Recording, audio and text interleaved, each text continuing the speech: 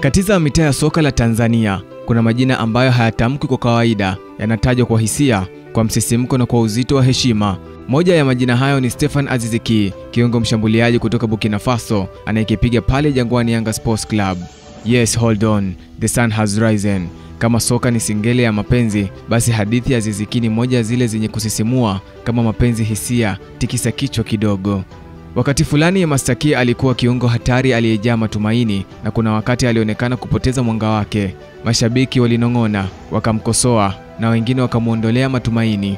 Kilikuwa ni kipindi ambacho wengi walidhani huenda Aziz Ki amefika ukingoni na klabu ya Yanga. Alikuwa kama mwanga wa kibatari kwenye upepo mkali, alififia lakini hakuzimika. Kilichotokea siko cha mpya, si mfumo mpya, bali mabadiliko ya maisha. Aziz Ki akaoa, na si ndoa ya kawaida tu, bali ndoa iliyokuja na nguvu mpya, utulivu wa akili na motisha mafanikio. Mambo yakabadilika kiwanjani, kikawa sahani ya kuonesha ladha ya maisha mapya, na meza ikapinduka. Aliyekuwa anatoka mchezoni akiwa hajulikani, alichokifanya sasa anahusika katika kila harufu ya goli, kila pasi ya hatari, na kila dakika ya mashambulizi ya wananchi kwa wapinzani.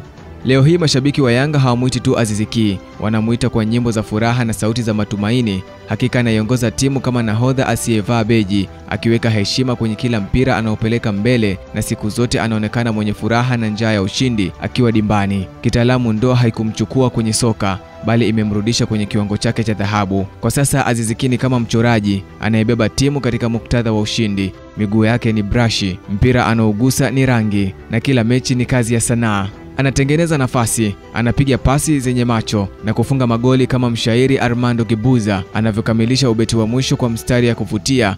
Kama huu ndio uchezaji wa mtu aliyeoa, basi ndoa ni siri ya mafanikio. Aziz Ki ametufundisha kuwa kwa juhudi, nidhamu na heshima, nyota njema inapofifia inaweza kung'aa tena na kuleta matumaini mapya.